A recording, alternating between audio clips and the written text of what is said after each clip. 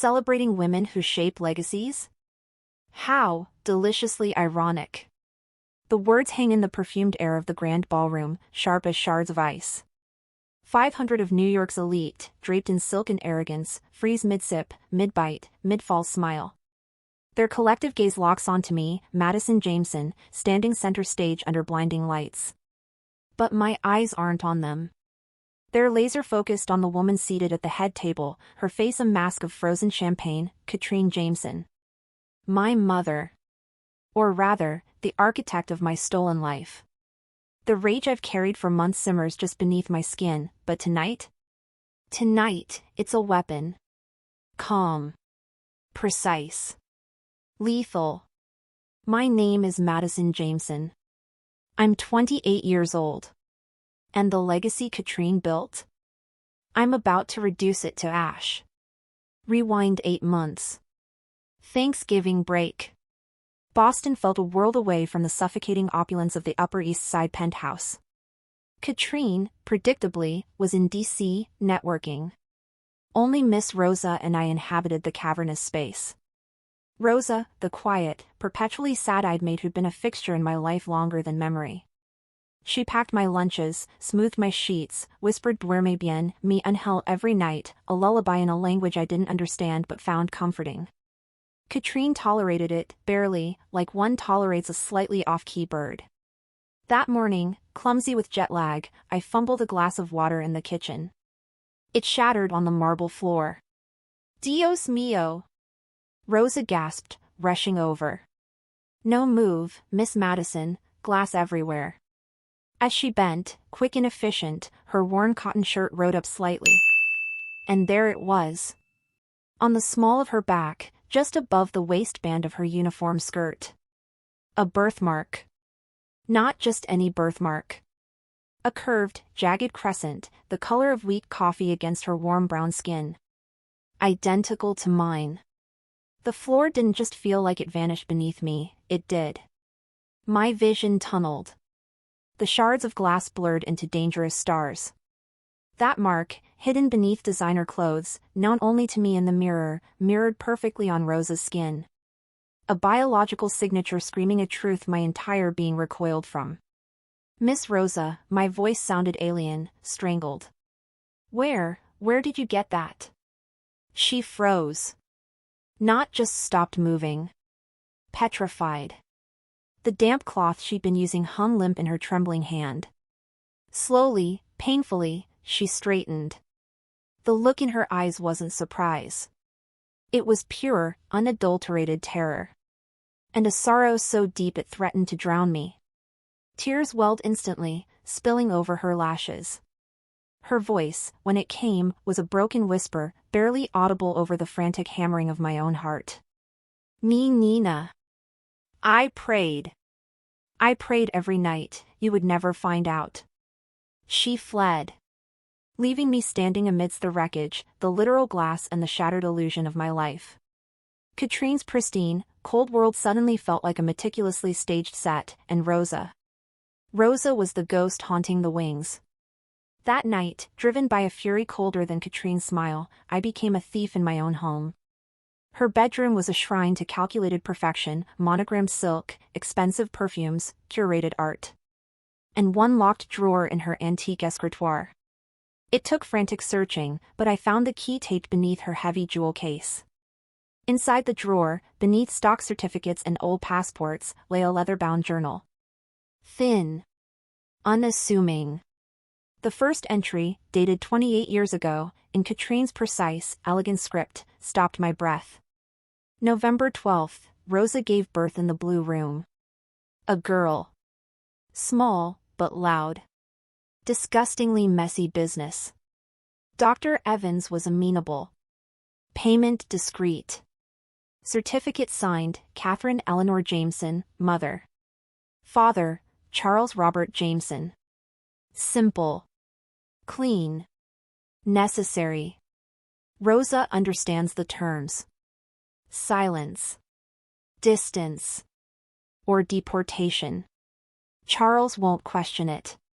He's too relieved it's over. Page after page unfolded the monstrous truth. Katrine's infertility.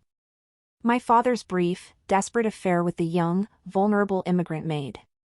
Katrine's solution, not dismissal, but enslavement. Rosa could stay, employed, visible in her daughter's life, but never as a mother. No affection. No acknowledgement. She was to be furniture. Invisible help. While Katrine played the perfect socialite mother, parading me like a designer accessory, her affection as genuine as the diamonds around her neck. The journal detailed threats, Rosa's immigration status leveraged, veiled warnings about consequences if she ever stepped out of line, the cruel satisfaction Katrine took in watching Rosa clean my messes. My father? Complicit. Oblivious? Or just weak? The journal didn't care to specify. Sleep was impossible. I felt like my skin didn't fit. My history was a lie. My mother, my real mother, had been scrubbing my floors while I called another woman mom. The next morning, hollow-eyed and vibrating with a strange, terrifying clarity, I went to Rosa's tiny basement room. She looked like she hadn't slept either, her eyes red-rimmed, raw with decades of unshed tears. I didn't yell. I didn't cry. The betrayal wasn't hers. The question burned my tongue, simple and devastating. Did you ever love me? She didn't speak. Just turned, knelt by her narrow bed, and pulled out an old, battered shoebox from deep underneath. Dust motes danced in the weak basement light as she lifted the lid. Inside, carefully preserved, weren't just photos. They were fragments of a stolen life. Me, a newborn, swaddled in a faded blue blanket, my baby blanket, the one I'd inexplicably clung to for years. Me, maybe 6 months old, cradled in Rosa's arms, her face radiant with a love so pure it was painful to look at. Me, as a toddler, laughing, held high by her, a joy absent from every official Jameson family photo. Picture after picture, chronicling secret moments snatched in shadows, evidence of a bond brutally suppressed. Her fingers traced the edge of a photo of me at 5, missing a front tooth. Her tears fell silently onto the cardboard. Siempre, mi corazón, she whispered, her voice thick with a lifetime of grief. Always. Every breath. Every heartbeat. But she held papers. She held power. She held you. I was nothing. Just an invisible woman. I wasn't strong enough, not then. She looked up at me, her gaze holding a lifetime of apology and desperate love. I only wanted you safe. Even if it meant I could never hold you.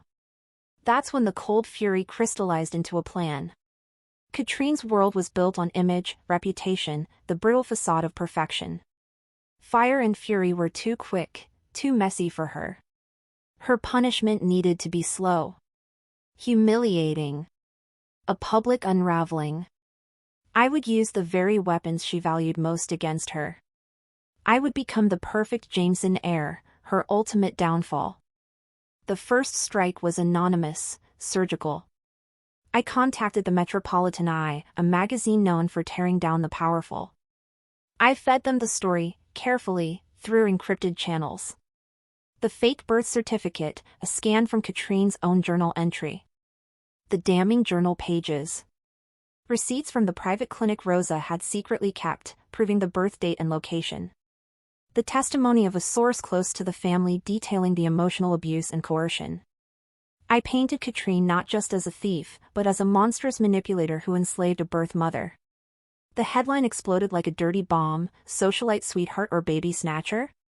Katrine Jameson accused of steeping Maid's child in decades-long lie. The fallout was instant and brutal. Sponsors for Katrine's precious legacy foundation fled. Donors rescinded pledges. Her name, once synonymous with cultured philanthropy, became a punchline, dragged through every tabloid and gossip site. I watched from the shadows of my Boston apartment, sipping coffee, as her meticulously constructed world began to crack. Her frantic denials in the press only fueled the fire. My father vanished. Literally. A business trip to somewhere with no extradition, the whispers said. Coward to the end. But the gala, her annual Celebrating Women Who Shape Legacies gala, that was her Hail Mary. A desperate bid to reclaim her narrative, to show the world Kathryn Jameson was unbreakable. She needed this night. Which is exactly why it had to be the stage for her final act. So here we are. The air crackles with scandal barely contained. I see the confusion, the morbid curiosity, the gleeful anticipation of a downfall on their faces below. Katrine sits ramrod straight at her table, her smile a rictus of horror. She knows. She knows I know. The journal is gone. The magazine story, the timing, she's not stupid. Just monstrous. I lean closer to the mic, my voice dropping to a venomous purr that carries to the very back of the room. Legacies, true legacies, aren't built on theft. They aren't curated in photo ops or bankrolled by guilt money. I pause, letting the silence thicken. They're built in the quiet moments. In the sacrifices no one sees. In the love that persists even when it's forced into the shadows. Katrine's knuckles are white where she grips the tablecloth. Her foundation can't hide the sickly pallor beneath. This foundation, I continue, gesturing vaguely towards the Legacy Foundation logo projected behind me, claims to uplift women. What a profound joke. Because the strongest woman I've ever known, the woman who truly shaped my life, was systematically crushed by the very person who founded it. A collective gasp ripples through the crowd. Cameras flash like frantic lightning. I lock eyes with Katrine. There's no love there. No regret. Just a desperate, animal fear. Good. This year, I announce, my voice ringing with finality, we're not celebrating the architect of a lie. We're celebrating the survivor. The woman who gave me life. Who fed me when I was hungry, who cried for me when I was hurt, who loved me with every fiber of her being, while being forced to watch another woman take the credit. I turn towards the side of the stage, towards the heavy velvet curtain. My heart hammers against my ribs, not with fear, but with fierce, protective pride. Ladies and gentlemen, please, finally, give the standing ovation she deserves, to my mother. My real mother. Rosa Martinez. A collective, shocked murmur erupts from the crowd, swelling into a wave of sound. Then, tentative applause starts, growing louder, more insistent. Rosa steps into the light. She's wearing a simple, elegant navy dress I bought her, a world away from her uniform. She's trembling, tears streaming freely down her face, but her chin is high. Her eyes, those perpetually sad eyes, blaze with a mixture of terror and a dawning, incredulous pride. She looks at me, then out at the sea of stunned faces, finally landing on Katrine's frozen, ashen mask. The applause becomes thunderous, a confused but undeniable wave of support crashing over her. I take Rosa's icy hand. It's shaking violently. I squeeze it, anchoring her. My gaze never leaves Katrine. Let her see this. Let her see the love she tried to extinguish shining brighter than any chandelier in this gilded cage. Let her see her empire crumbling not with a bang, but with the deafening sound of Rosa Martinez finally being seen.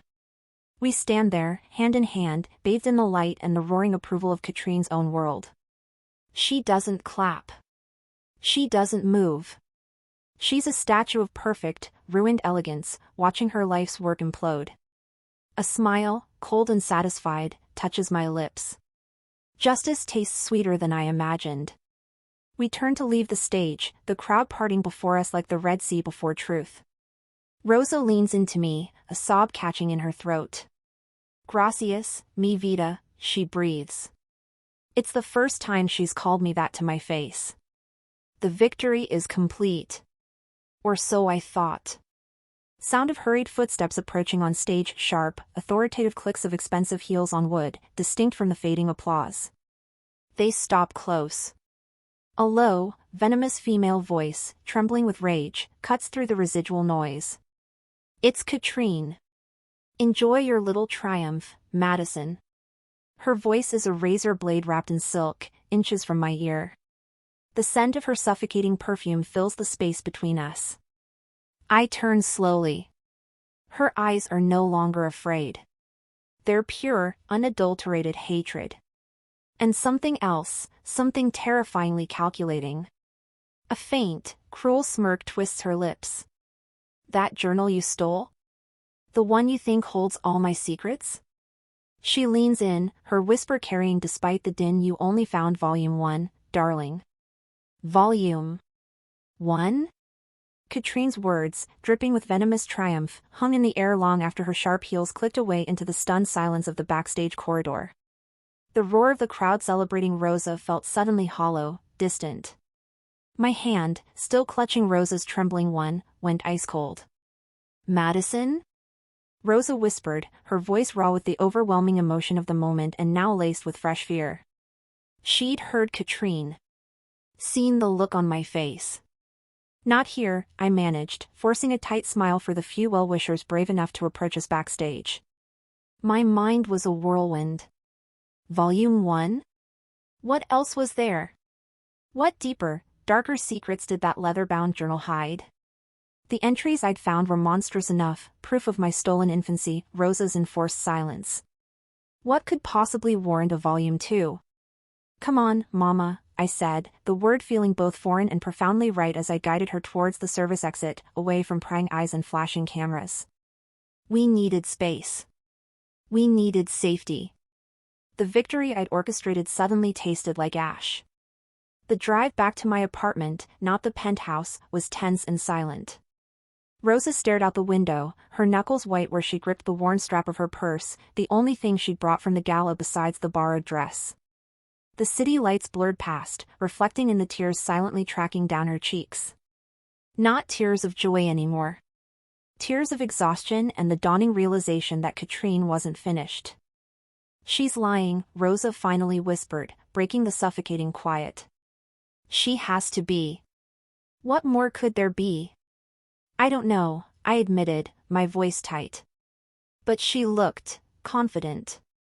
Not defeated. That terrifies me. I replayed the journal entries in my mind. The cold efficiency. The threats leveraging Rosa's immigration status. The clinical detachment describing my birth as a messy business. Where was the gap? What thread hadn't I pulled? Then it hit me. Charles. My father. The journal painted him as weak, complicit through silence, relieved the problem of Rosa's pregnancy was over. But his name was on that fake birth certificate Katrine forged. He'd lived the lie for 28 years. Had he truly been just a passive observer? Or was there more? My apartment felt like a sanctuary after the gilded cage of the gala. Small, modern, mine. Rosa sank onto the sofa, looking impossibly fragile in the elegant dress amidst my IKEA furniture. I poured her water, my hands shaking slightly. We need to find that other journal, Rosa, I said, kneeling before her. If it exists, Katrine will use it. She'll twist it.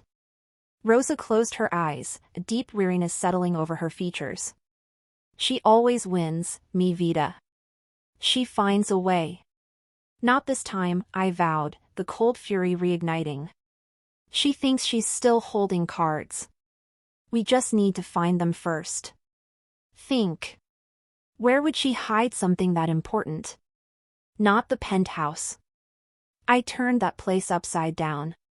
And after the magazine story, she'd know it's compromised. Rosa was silent for a long moment, lost in the painful corridors of her memories. Then, her eyes snapped open. They weren't sad now. They were sharp, focused with a sudden, desperate clarity. The box, she breathed. The safe deposit box. What box? Years ago, maybe 10, 12? Katrine was furious. Charles had done something. I don't know what. They argued. Loud. He yelled about that damn box downtown, saying she was paranoid. She hissed at him to shut up, that it was her insurance. She looked scared. Truly scared. For a moment. Downtown. A safe deposit box. Insurance. The pieces clicked. It wasn't in the penthouse. It was somewhere Katrine felt was more secure. Untouchable. Which bank, Rosa? Do you remember? She frowned, concentrating. It had a lion. A gold lion on the building. Near the courthouse, I think? Charles mentioned parking being impossible near the courthouse. The Manhattan Trust. Their logo was a stylized gold lion. And they had a flagship branch right by the courthouse district. My pulse quickened. This was it. The next move. The next morning, fueled by black coffee and adrenaline, I dove in. Rosa, exhausted but resolute, sat beside me. Finding the exact branch was easy. Getting access? Impossible. Safe deposit boxes required the key and the registered owner's ID and signature. Katrine would have both. Breaking in was out of the question. We needed leverage. We needed to know what was in Volume 2 before Katrine could weaponize it. My focus shifted to Charles. Where was he? The rumors said he'd fled the country. I hacked into his frequent flyer accounts, a skill learned during my darker, more rebellious college days. Nothing. No recent activity. His credit cards? Minimal usage, all local. A pharmacy. A liquor store. A storage facility? On the outskirts of Queens. Interesting. Then, a notification pinged. An alert I'd set up for Katrine's name. A legal filing. My blood ran cold as I scanned it. Rosa, I said, my voice barely a whisper. She's suing you. Rosa paled. Suing me? For what? For defamation of character, emotional distress, and... I swallowed hard, the words tasting vile, alienation of affection. She's claiming you manipulated me into believing this fantasy, destroying her life and her marriage. She's demanding millions. Anne. I scrolled down, dread coiling in my stomach. She's filed a motion to have you detained by ICE pending investigation into the validity of your original work visa. She's using the system, Rosa.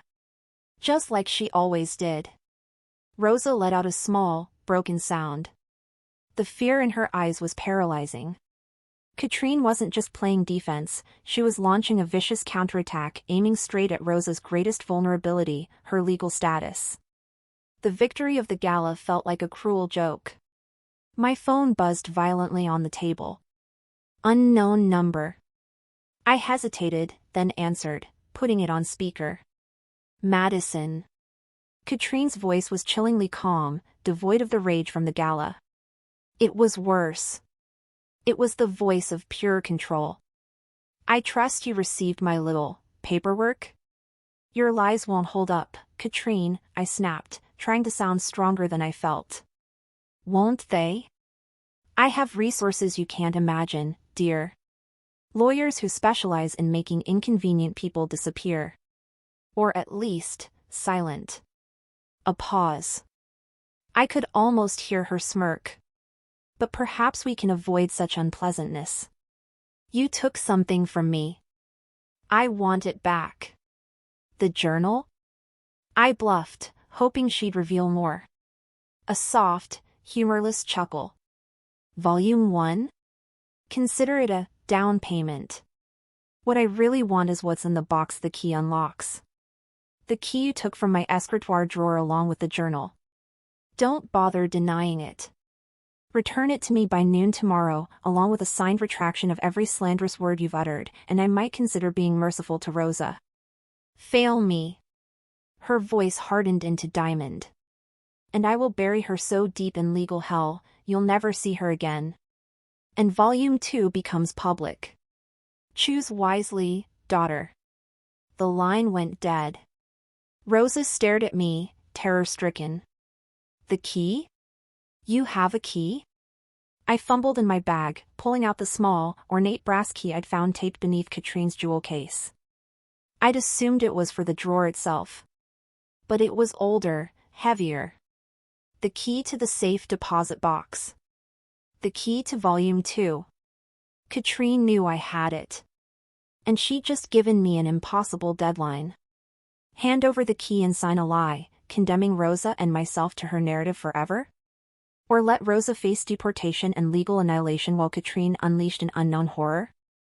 I won't sign, Rosa said fiercely, though her voice trembled. I won't lie about you, mi corazón.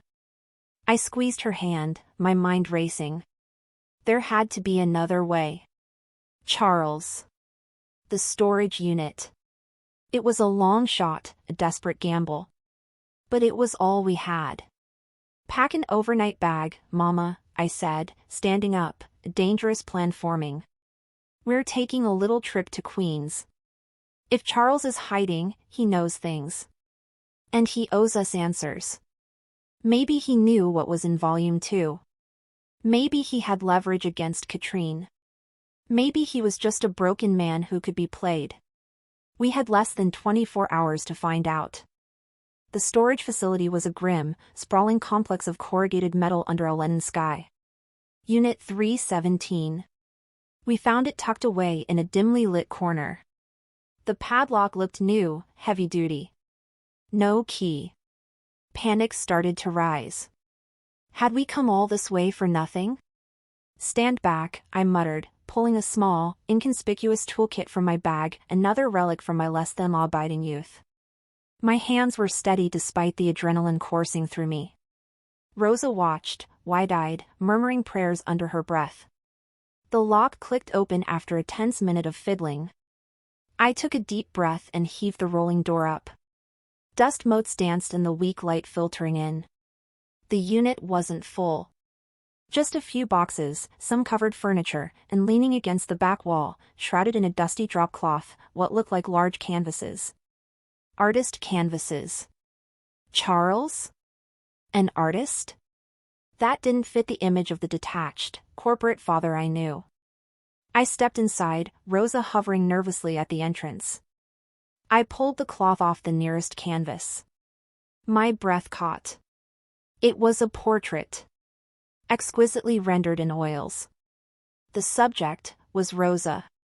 Young. Maybe early 20s. Radiant.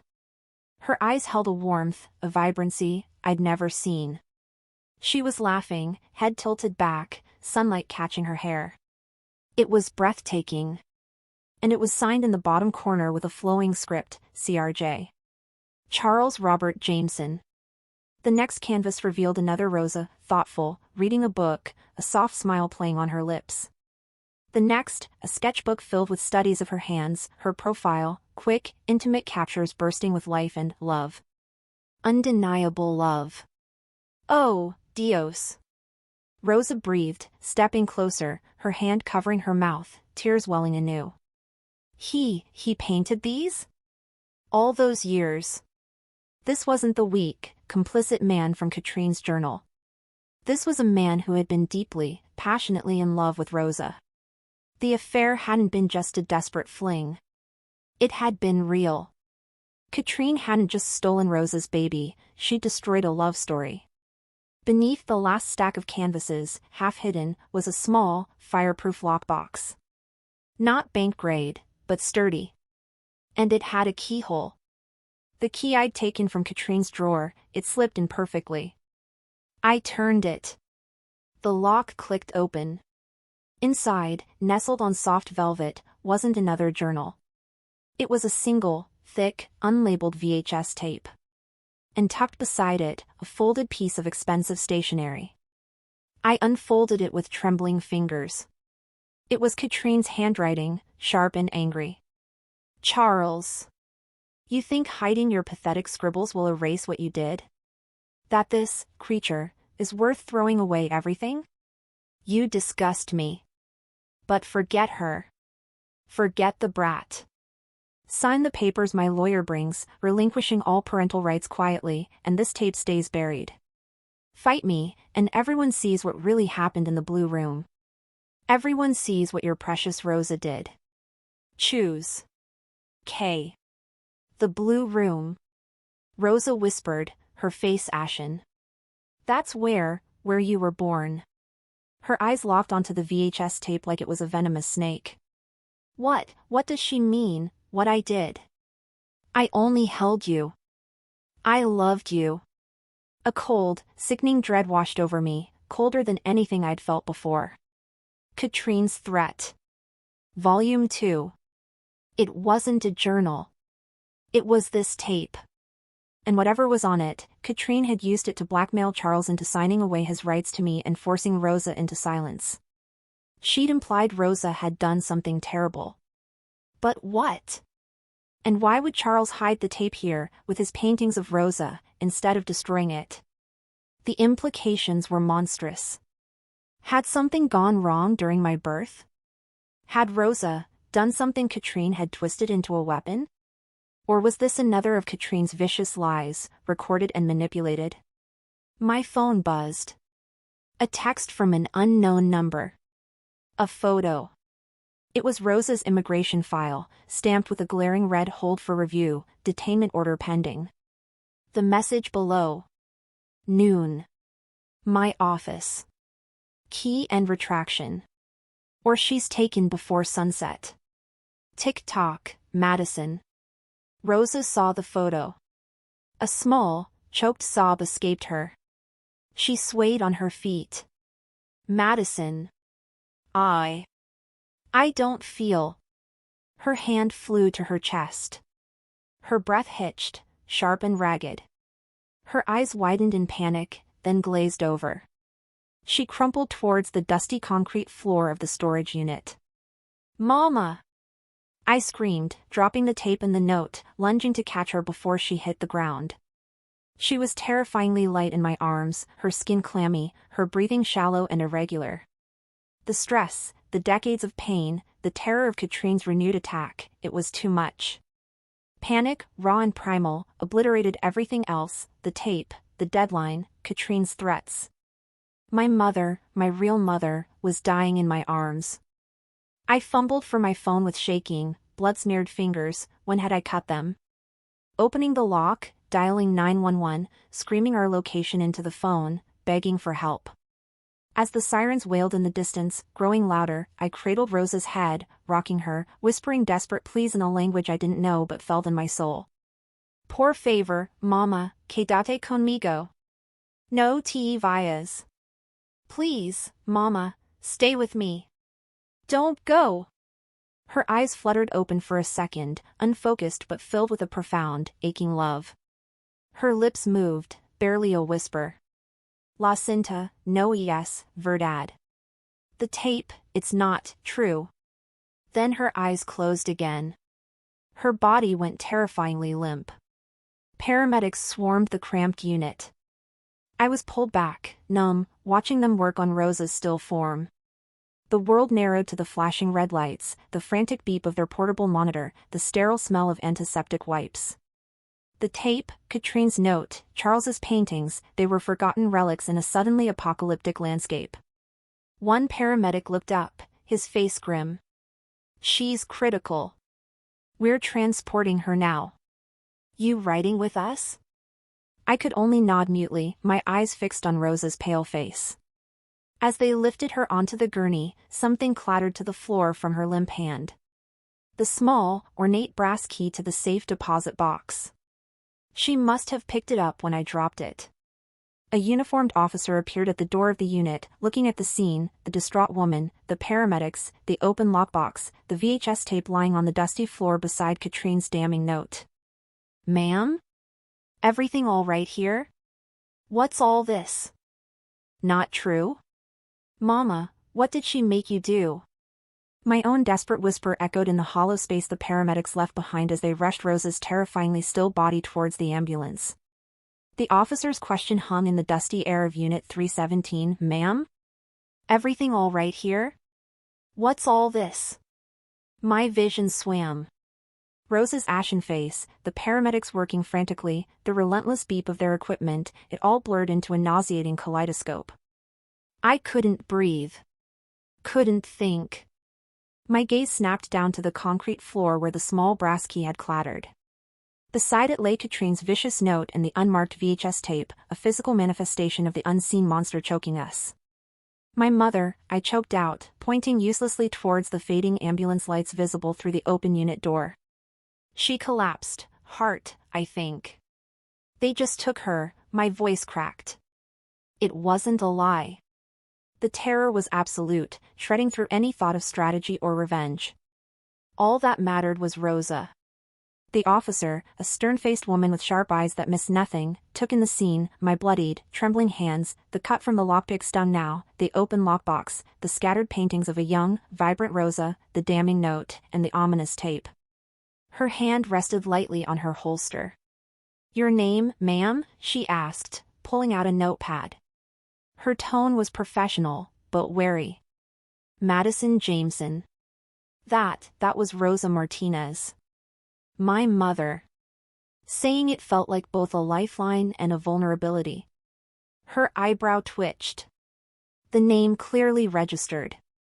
The scandal was citywide gossip. Jameson? As in... Yes, I cut her off, the word tasting like ash. Katrine Jameson is the reason we're here. I gestured helplessly at the mess. That tape, that note. Katrine used them to blackmail my father. To keep Rosa silent. To steal me. The raw truth spilled out, fueled by panic and fury. She just threatened Rosa with deportation today. And now, my voice broke completely. I couldn't say it. Couldn't voice the fear that Rosa might not make it. The officer, her badge red Miller, studied me, then slowly knelt, pulling on latex gloves. She carefully picked up Katrine's note with a pen, reading it without expression. Then her eyes flicked to the VHS tape. And this? What's on it? I don't know, I whispered, the horror of that uncertainty crashing over me again. Something from when I was born. Katrine claims Rosa did something. But Rosa said, before she collapsed, she said it wasn't true. Tears streamed down my face, hot and unchecked. Please. I need to get to the hospital. My mother needs me. Detective Miller looked at my genuine, shattered state, then at the evidence before her. Katrine's note was an explicit admission of blackmail and coercion. The painting screamed a hidden, painful history. And a woman lay critically ill, potentially as a direct result of the stress the situation caused. "All right, Miss Jameson," she said, her voice softening slightly. "You go to the hospital. I'll secure the scene. But we will need a full statement. Soon." She pulled out a card. "Call me when you know your mother's status." "And Madison?" Her gaze held mine, sharp and knowing. "Don't touch that tape until we do. Whatever's on it, let's find out the right way." I snatched the card, grabbed the brass key from the floor, and ran. The drive to Queens General was a blur of red lights and choked sobs. Every worst-case scenario played on a loop in my mind, underscored by Rosa's faint whisper, "No, yes, verdad." The ER waiting room was purgatory. Time lost meaning. I paced, chewed my nails raw, jumped every time the doors swung open. Finally, a doctor emerged, her expression grave. My heart stopped. "Ms. Jameson? Your mother, Rosa Martinez?" "Yes." "Is she?" "She's stabilized," the doctor said, and a sob of relief tore from my throat. It was a severe stress-induced cardiac event. A myocardial infarction. "We've restored blood flow, but there's damage. She's critical but stable in the ICU. Sedated. She won't be awake or able to communicate for quite some time." The relief was immense, but short-lived. Critical. Sedated. Unable to speak. Katrine's noon deadline was ticking away, and Rosa was utterly defenseless. And trapped here. "Can I see her?" Briefly. ICU rules. Seeing Rosa in the ICU bed was a fresh knife to the heart. Tubes and wires snaked from her fragile body to blinking, beeping machines. She looked impossibly small, drowned in the sterile white sheets. The vibrant woman in Charles's paintings was a ghost. I took her cold, limp hand, careful of the foreline. "I'm here, Mama, I whispered, my voice thick. You fight, okay? You fight because we're not done. Katrine doesn't win. I promise. I pressed the small brass key into her palm, curling her fingers around it. Hold on to this. Hold on to the truth. I'll be back. Leaving her there felt like abandoning her. But staying meant losing everything. I had less than 3 hours. Back in my apartment, the silence screamed. Detective Miller's warning echoed, don't touch the tape. But Katrine's ultimatum screamed louder, noon. Key and retraction. Or she's taken. Rosa couldn't be moved, but ICE could still act. Katrine's lawyers could spin this hospitalization as evasion, flight risk. I needed leverage. Now. I needed to know what was on that tape before Katrine could weaponize it or the police sealed it away as evidence. The problem? It was VHS. A relic. My laptop didn't have a player. Panic surged again. Time was evaporating. Then I remembered the dusty electronics shop 3 blocks over, run by an old guy who fixed everything. A Hail Mary. Mr. Petrovsky peered skeptically at the unmarked tape. VHS? Nobody brings me these anymore. What's on it? Home movies? Something important, I said, desperation leaking into my voice. Family history. I need to see it. Now. Please. I'll pay whatever you want. He grumbled but took the tape. Fine, fine. Back room. 5 minutes. He disappeared behind a curtain of dangling cables and old circuit boards. Those 5 minutes were an eternity. I paced the cramped shop, surrounded by the ghosts of obsolete technology, imagining horrors. What could Rosa possibly have done? Hurt me? Hurt Katrine? Something that looked like a crime? Katrine's words in the note, everyone sees what your precious Rosa did. Mr. Petrovsky emerged, his face pale, his usual grumpiness replaced by profound discomfort. He wouldn't meet my eyes. It's playing. On the monitor back there. He gestured vaguely. You might want to sit down. He retreated to the front counter, busying himself intensely with a broken radio. My legs felt like lead as I pushed through the curtain. A small, flickering CRT monitor sat on a cluttered workbench. The image was grainy, the colors washed out, but horrifyingly clear. The footage was shaky, amateur, likely from a camcorder perched on a dresser. It showed a room I instinctively recognized, even 28 years later, the Blue Room guest suite. A much younger Rosa, drenched in sweat, her face contorted in pain and exhaustion, lay on the bed. She was in the final, agonizing stages of labor. A middle-aged woman, the paid-off Dr. Evans, I presumed, stood between her legs. And there, standing near the foot of the bed, impeccably dressed, her face a mask of icy detachment, was Katrine. Holding the camcorder? No. Someone else was holding it. The angle shifted slightly, catching a sliver of a man's hand gripping it, Charles's hand? Katrine's voice, cold and clear, cut through Rosa's moans. Push, Rosa. Harder. Get it out. Rosa screamed, a raw, primal sound, and bore down. The doctor guided the tiny, slick body, my body, into the world. A weak, mewling cry filled the tiny speakers. The doctor quickly cleared my mouth, wrapped me in a towel. Rosa, tears streaming, reached out weakly, gasping, me baby, di Jamilo, poor favor, my baby, let me hold her, please. Katrine stepped forward, blocking Rosa's view. She didn't look at me. She looked at Rosa with utter contempt. Give it here, doctor. The doctor hesitated, glancing at Rosa's desperate face. Mrs. Jameson, perhaps just for a moment. Now, Katrine commanded. The doctor flinched and handed me over. Katrine held me awkwardly, distastefully, like a soiled package. Rosa sobbed, reaching.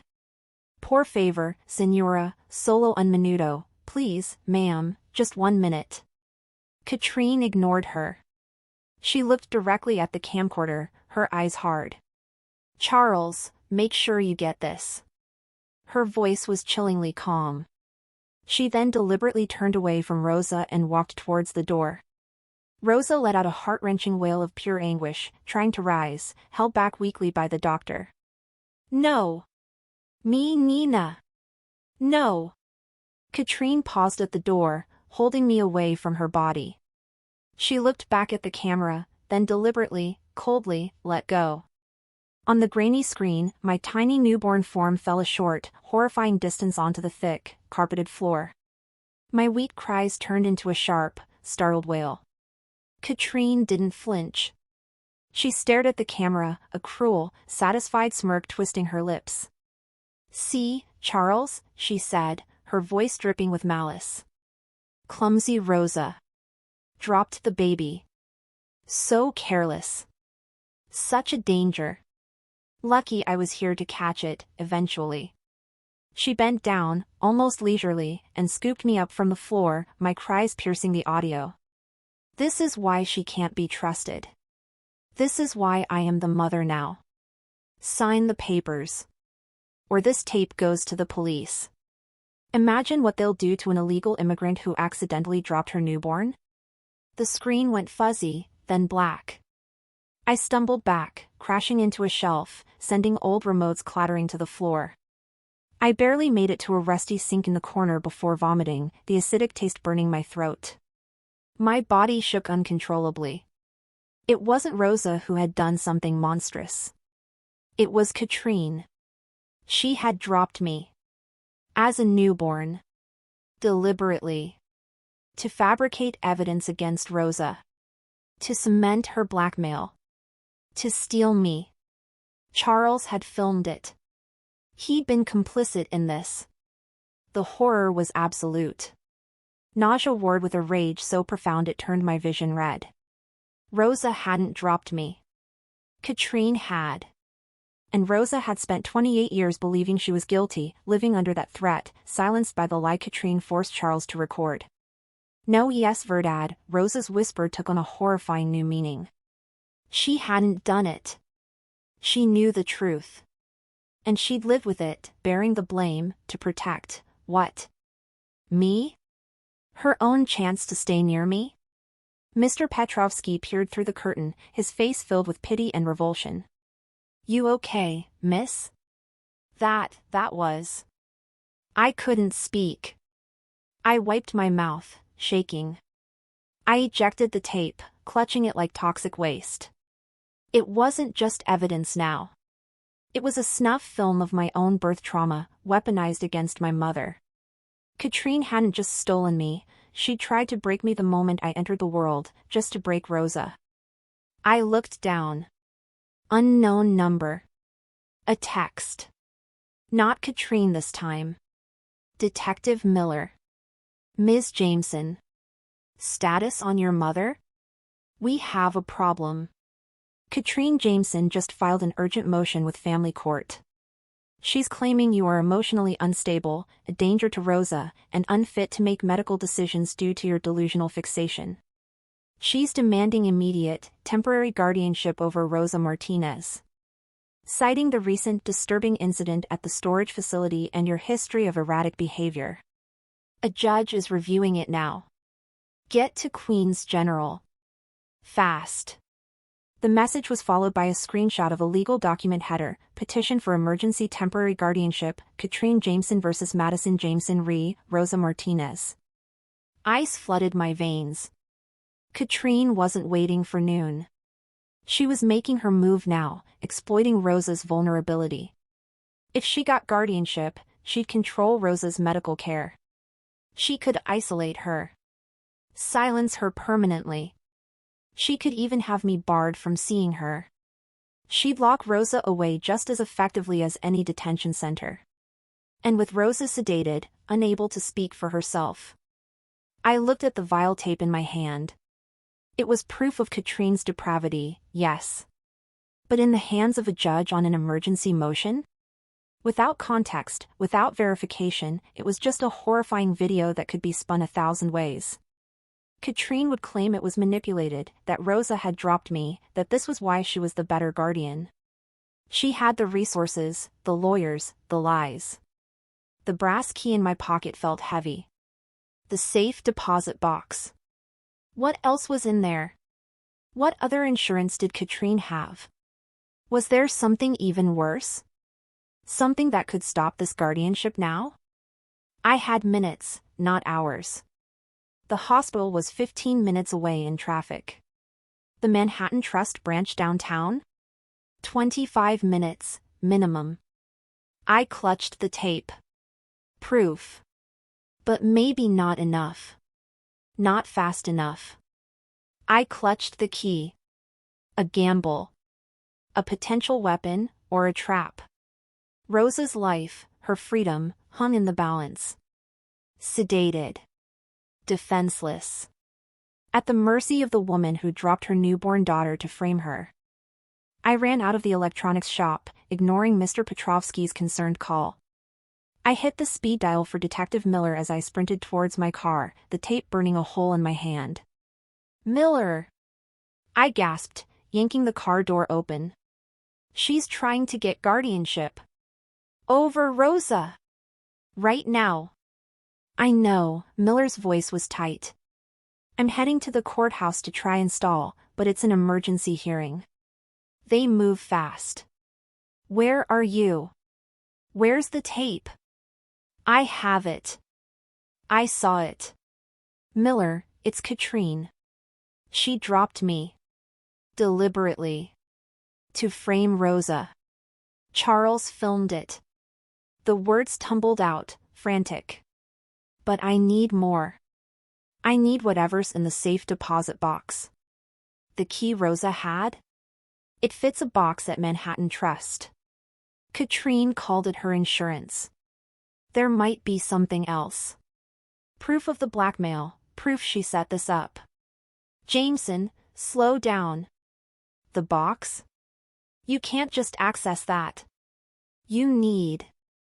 I know what I need. I shouted, slamming the car into gear and screeching away from the curb. I have the key.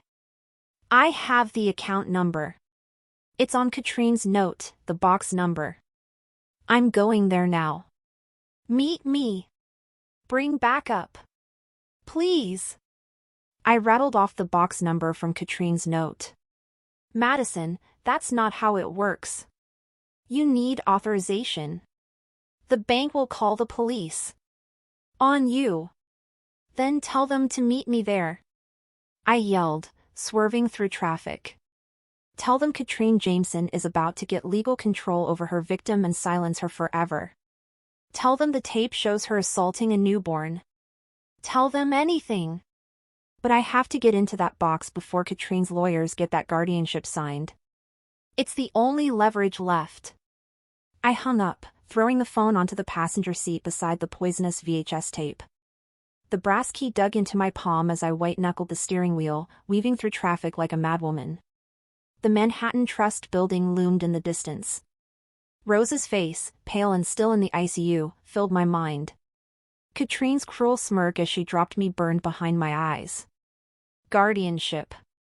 It would be Rosa's final prison. Katrine would win. Unless I found something in that box powerful enough to stop a judge's signature today. I burst through the heavy brass doors of Manhattan Trust, breathless, disheveled, my eyes wild. The opulent, hushed lobby felt like another world. Polished marble, hushed voices, suited bankers. All eyes turned to me. I didn't care. I strode straight to the nearest desk, slamming the ornate brass key down onto the polished wood. The prim woman behind it flinched.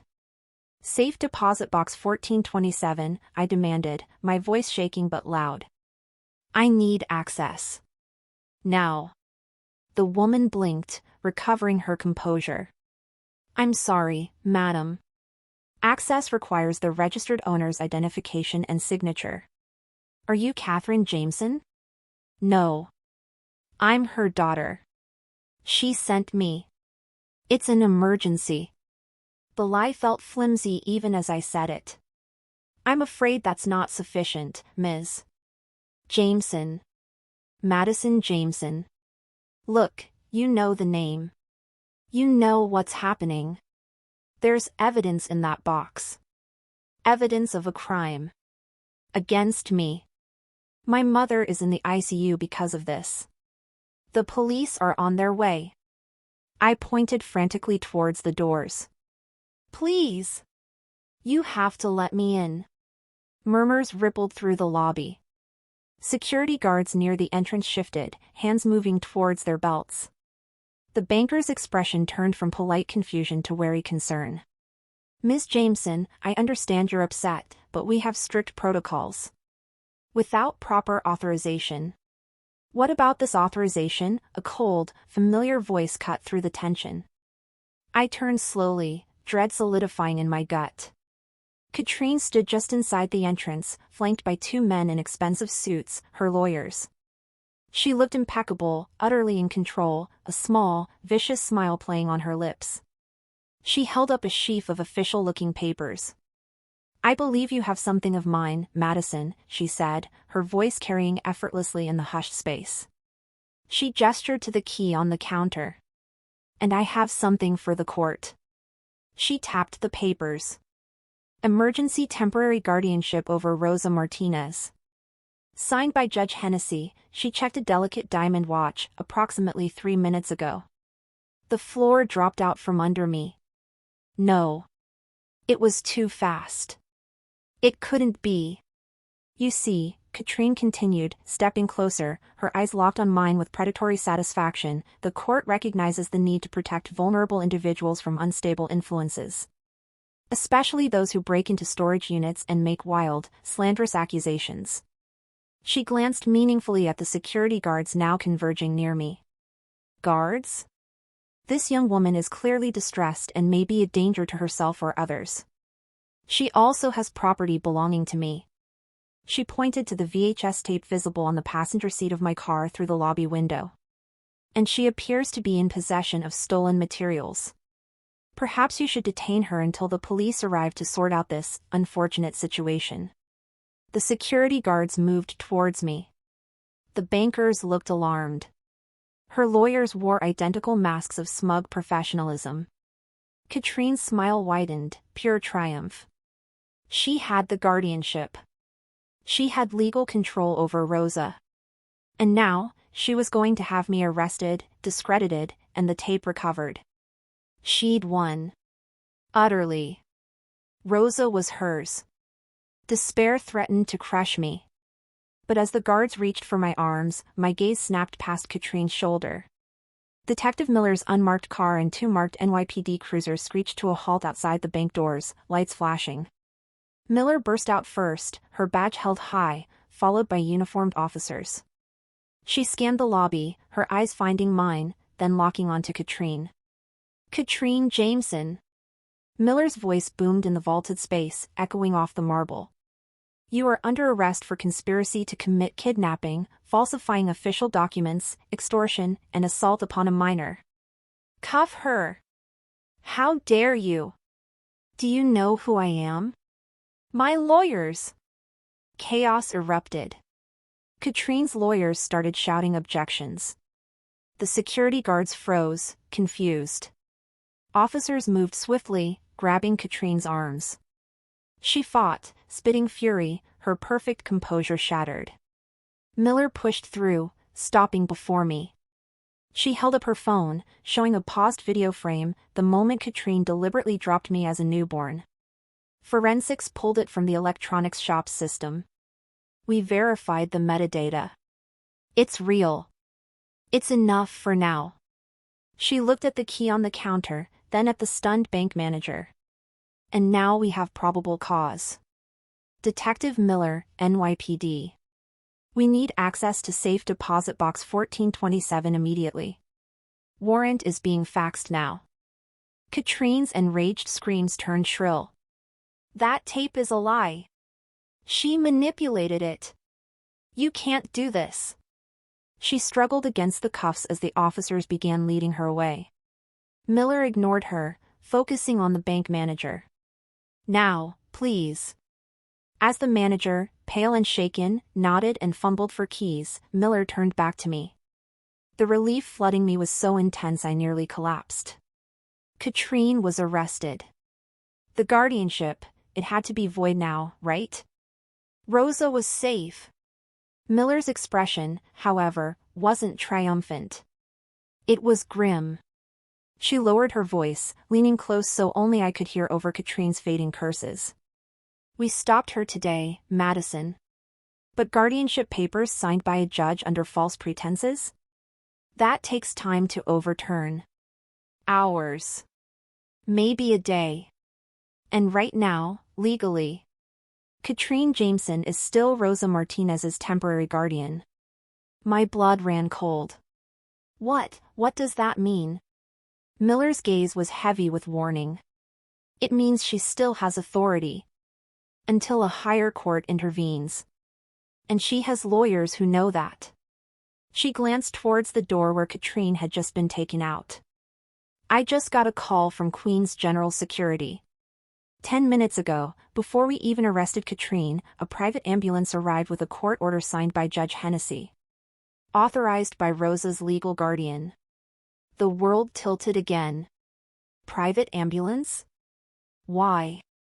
Where are they taking her? Miller's jaw tightened. They transferred Rosa Martinez to another facility. For specialized care ordered by her guardian. They left no forwarding details. Just, gone. Gone? No. She moved her. Katrine moved her while we were arresting her. Where is my mother? The polished marble floor of Manhattan Trust seemed to liquefy beneath my feet. Detective Miller's grim words, transferred, gone, no forwarding details, echoed like a death knell. Katrine, even handcuffed and screaming, had played her final, chilling card from within her own arrest. The temporary guardianship, signed mere minutes before her world imploded, was still active. A legal shroud granting her monstrous control. Find her! The words tore from my throat, raw and desperate. I grabbed Miller's arm, the panic obliterating everything else, the arrested lawyer sputtering, the bank manager gaping, the officers securing the scene around Katrine's empty space. Miller, you have to find her. Katrine she could do anything. Specialized care? That could mean anything.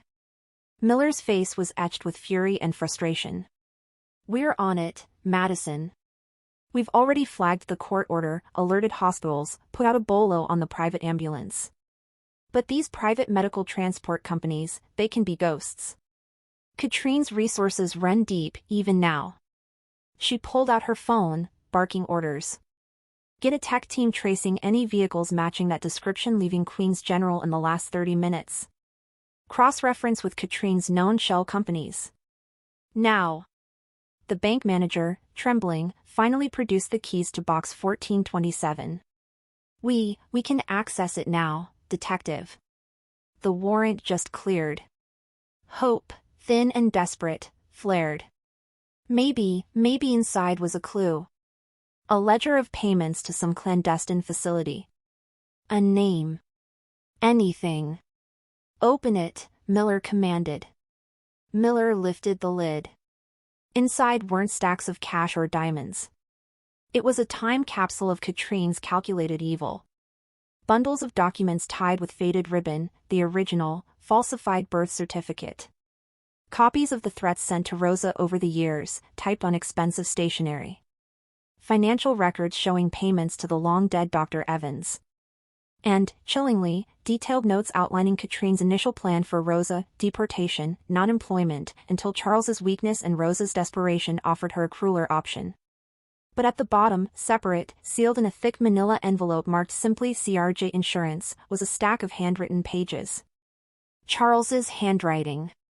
Shaky, sometimes smudged, spanning years. A confession. Miller scanned the first page, her eyes widening. Madison, you need to see this. I took the pages, my hands shaking so violently the words blurred.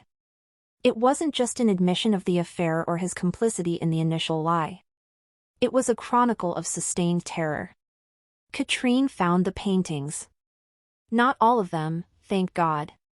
Only the early sketches. She flew into a rage unlike anything I'd ever seen. Called Rosa filth. Called me pathetic. Said she'd burn them, burn Rosa, burn everything. I begged. I groveled. That's when she revealed the tape. She'd had a copy made. She played it for me. That moment she dropped you, Madison. My own child. She played it with a smile. See, she said. See how dangerous she is? How unfit. One copy goes to the police, Rosa spends life in prison, then gets deported. Or worse. The other copy goes to every media outlet, and the world sees the whore who dropped her bastard child. And you? You'll be ruined. Or, her eyes were dead. You sign the papers I give you. Full custody to me. Rosa stays silent, invisible, or she pays. You stay silent, or they both pay. Choose, Charles. What choice did I have? I signed. I became a ghost in my own house, watching Rosa's light dim year by year, watching Katrine twist you into her reflection. The guilt is a cancer. Every time Rosa cleaned a mess you made, every time Katrine denied you a hug, it was my penance. I hid the paintings, hid this confession, hoping someday, when Katrine was gone, maybe the truth could be known. But I am a coward.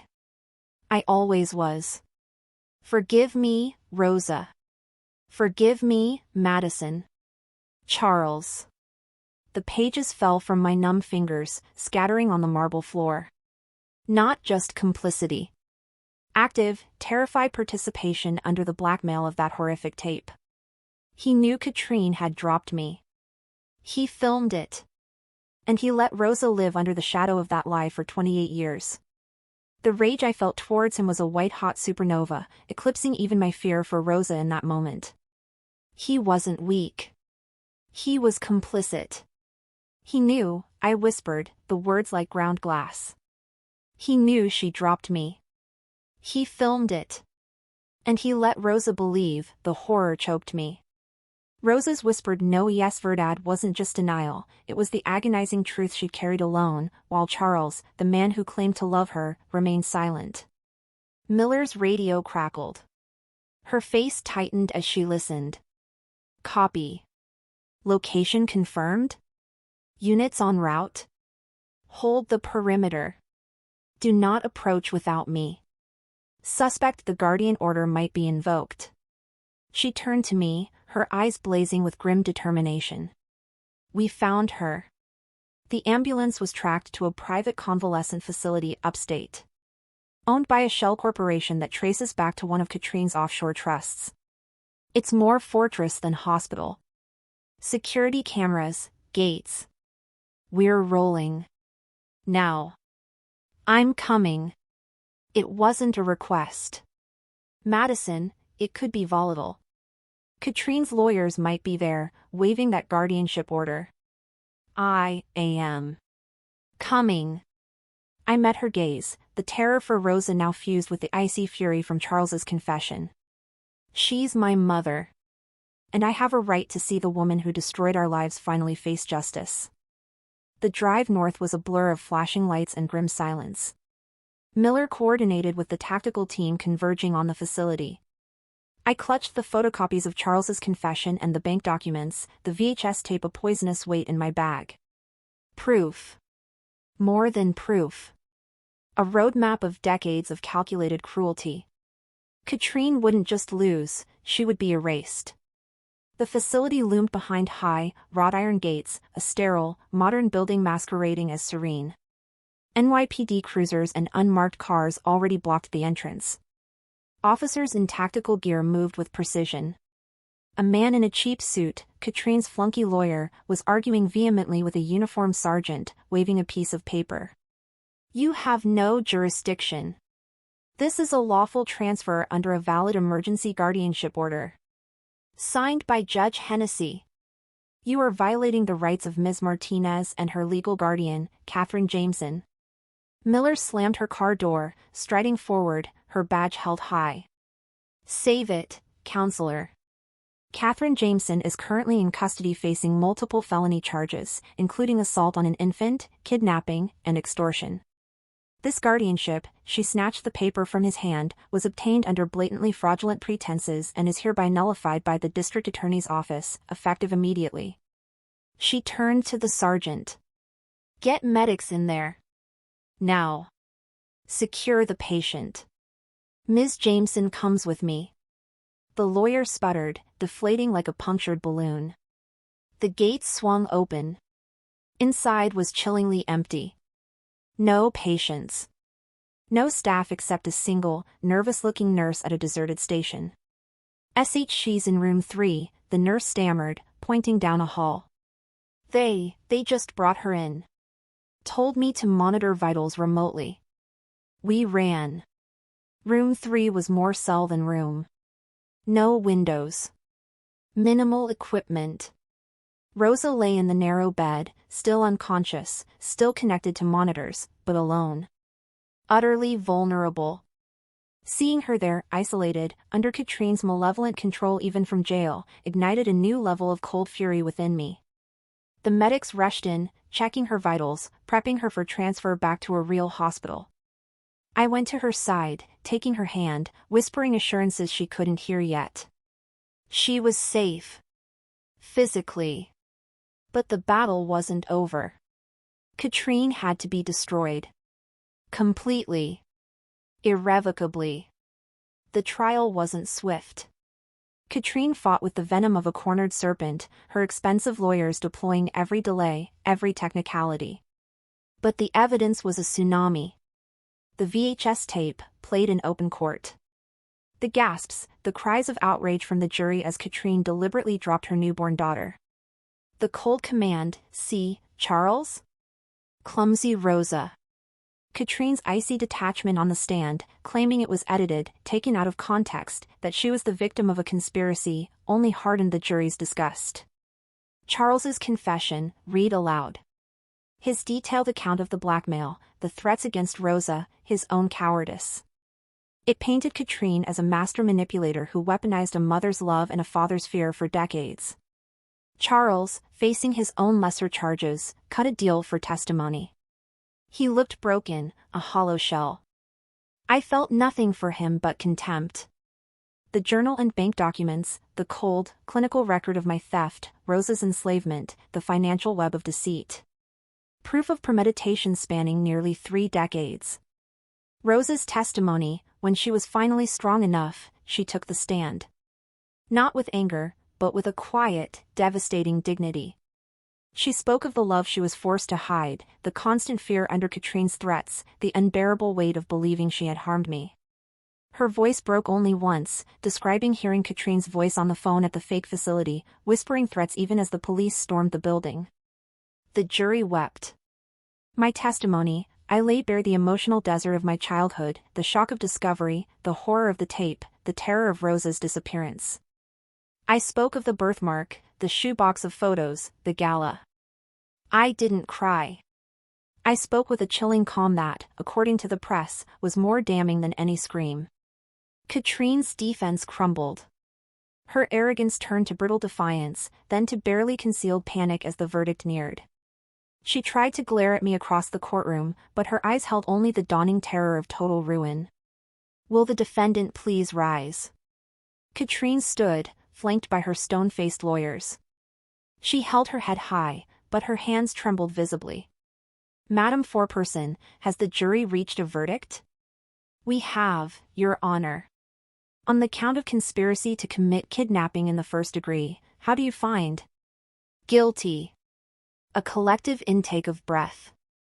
Katrine flinched. On the count of falsifying business records in the first degree, how do you find? Guilty. Her knuckles whitened on the table. On the count of grand larceny in the second degree, my person, how do you find? Guilty. A muscle twitched in her jaw. On the count of extortion in the first degree, how do you find? Guilty. Her shoulders began to sag. On the count of assault in the second degree upon a minor, Madison Jameson, how do you find? Guilty. A low murmur rippled through the room. On the count of perjury in the first degree, regarding the guardianship petition, how do you find? Guilty. Katrine closed her eyes. The list went on. Felony after felony. Guilty. Guilty. Guilty. When the final guilty echoed for the last charge, the dam broke. Not from Katrine, but from the gallery, a soft sigh of released tension, a sob from a supporter of Rosa's. Katrine remained silent, staring straight ahead, her face a mask of utter defeat. The elegant facade was gone, replaced by the hollow reality of the monster within. The sentence was inevitable. The maximum. Decades behind bars. Her wealth, already decimated by legal fees and frozen assets, would be further stripped by civil suits, from Rosa, from me. The Jameson name was synonymous with evil. Her legacy foundation was dissolved, its remaining funds redirected to charities supporting immigrant women and victims of coercion. The chaos erupted as Katrine was led away, not in cuffs this time, but in the shackles of her conviction, her head finally bowed. She didn't look back. The vultures, reporters, swarmed, but Miller and a uniformed officer shielded Rosa and me as we exited through a side door. Sunlight. Real, warm sunlight streamed into the small, cozy apartment, our apartment, mine and Rosa's, far from the gilded cages of the Upper East Side. The smell of sopa de fidio, noodle soup, simmering on the stove, a recipe Rosa was finally teaching me without fear. She was still regaining her strength, her recovery slow but steady, the shadow of Katrine finally lifting. I placed 2 mugs of coffee on the small table by the window.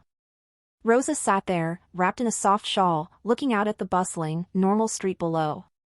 The deep sadness in her eyes hadn't vanished, 28 years of stolen motherhood leave scars, but it was now overlaid with a profound peace, a lightness I'd never seen before. "Here, Mama," I said, sliding her mug over. She turned, her smile warm, reaching out to squeeze my hand. "Gracias, mija." The word, mija, my daughter, spoken freely, openly, was the sweetest revenge of all. We sat in comfortable silence for a moment, listening to the ordinary sounds of life outside. No whispers. No threats. Just peace. The news, Rosa started softly, glancing at the unopened newspaper on the table.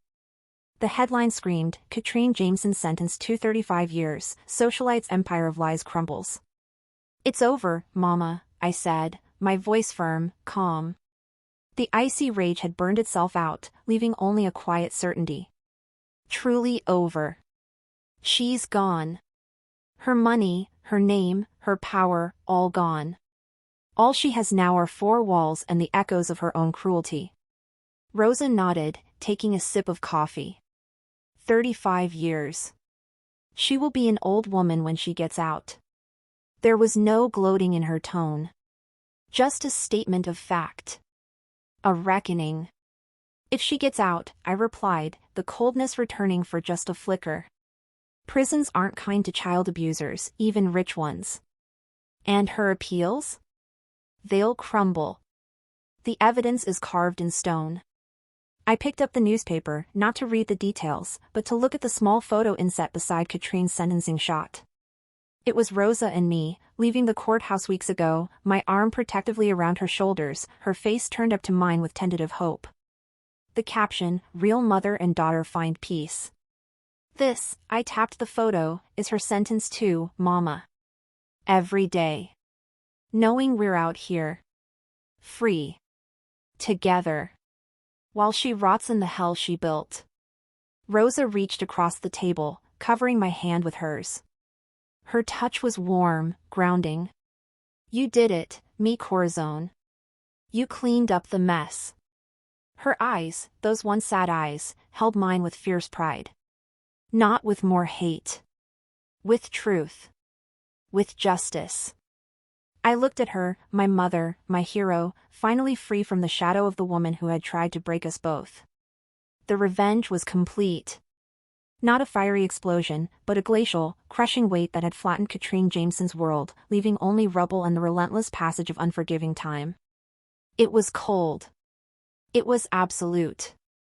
It was exactly what she deserved. I squeezed Rosa's hand back. The scent of soup filled the air.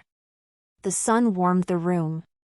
The silence was no longer filled with fear, but with the simple, profound comfort of safety, of belonging.